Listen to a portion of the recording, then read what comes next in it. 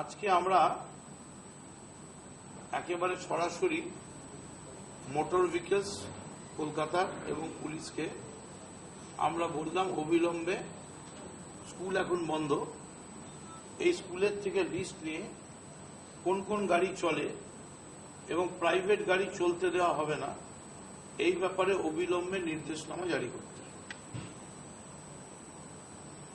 কারণ এই প্রাইভেট গাড়িগুলো থেকে প্রচন্ড দূষণ হচ্ছে এবং যেহেতু এরা কেউ 4 বার কমার্শিয়াল ট্যাক্সও দেয় না এবং যেহেতু এরা কেউ সেই মতো পলিউশনের দিকে কোনো রকম, কারণ গোটা ব্যবসাটাই বেআইনি ব্যবসা, ওরা জানে যে কোনো রকমের স্কুলে গিয়ে বাচ্চা তুলবো, যেখানে খুশি ফেলে দেবো। সব থেকে বড় কথা হচ্ছে তারা তুলছে যাদবপুর থেকে এসে চিংড়িয়াটায় ফেলে দিচ্ছে, ফেলে আবার রাস্তা বেরিয়ে সল্টলেক থেকে আরেকটা গাড়িতে তুলছে, কারণ যেহেতু তারা লিগালাইজ নয়। অবিলম্বে এই পুলকার, আমরা পুলকার তার সঙ্গে স্কুলও, শুধু পুলকার নয়, অফিস কার, পুলকার এবং পুলকার যেগুলো বেআইনি গাড়ি, বেআইনি গাড়িকে ধরে এবং ব্যাপক ফাইন করার ব্যাপারে আমরা পুলিশকে এবং মোটর ভেহিকলসকে যৌথভাবে বললাম, এবং যাতে কোনো অবস্থাতেই এই বেআইনি গাড়ি রমরমা ব্যবসা না বাড়তে পারে সেদিকে নজর দেওয়ার জন্য নির্দেশ দেওয়া হয়। তার মানে এই নয় যে রাস্তা থেকে টেনে নামিয়ে ভাঙচুর করে করবে, সেটা পুলিশ জানে কিভাবে করতে হয় এবং প্রত্যেকটা পয়েন্টে এইটা জানিয়ে দেওয়া, প্রত্যেকটা গ্যারেজে, ইভেন যে প্রাইভেট গাড়ি যদি বেআইন, তাকে কোনো অবস্থাতেই আপনারা পার্কিংও করতে দেবেন না, এই অবধিও জানিয়ে দেওয়া হলো। স্কুলের তালিকা যে আপনারা নেবেন না, আপনার স্কুলকে আমরা জানাচ্ছি, আমরা চিঠি করেছি, আগামীকাল থেকে চিঠি যেতে শুরু করবে। সমস্ত স্কুলকে আমরা বলছি যে অথরাইজ গাড়ি ছাড়া নেবেন না, তার কারণ অথরাইজ গাড়ি না হলে একদিকে যেমন ব্যাপক দূষণ করছে, আর অথরাইজ না হলে কেউ হারিয়ে গেলে বা কিছু হলে সাংঘাতিক ব্যাপার হচ্ছে। যেমন ধরুন আমার পরশুদিন আমার 230-এর একজন কন্ডাক্টর মিসিং ছিল, সেই নিয়ে আমার কামারহাটিতে তোলপাড় ব্যাপার। তারপর 48 ঘন্টার মধ্যে পুলিশ স্পেশাল করে, সিআইডি করে মিসিং স্কোয়াড করে, এটা তো প্রবলেম। একটা প্রপার আইডেন্টিফিকেশন না থাকলে সব কিছুতেই অসুবিধা।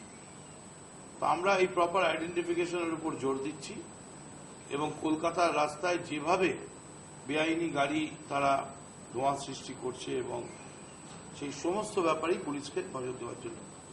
আপনারা সবাই জানেন যে দীর্ঘদিন ধরে আমরা বেআইনি পুলকার বন্ধের দাবিতে এই আন্দোলন করে আসছি।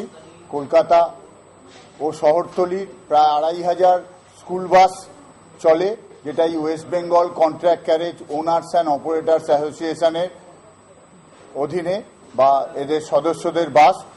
আজকে আমাদের 24 তারিখ থেকে, মানে আগামীকাল থেকে আমাদের অনির্দিষ্টকালের জন্য এই স্কুল বাস প্রত্যাহার করে নেওয়ার কথা ছিল, মানে অনির্দিষ্টকালের জন্য বন্ধের কথা ছিল।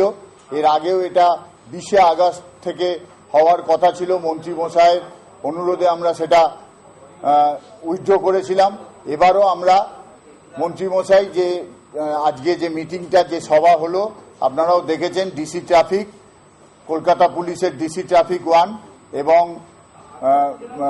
কলকাতা মোটর ভেহিকলসের ডাইরেক্টর পিভিডি ডাইরেক্টর এবং এডি এনফোর্সমেন্ট মানে অ্যাসিস্ট্যান্ট ডিরেক্টর এনফোর্সমেন্ট, ওনারা উপস্থিত ছিলেন।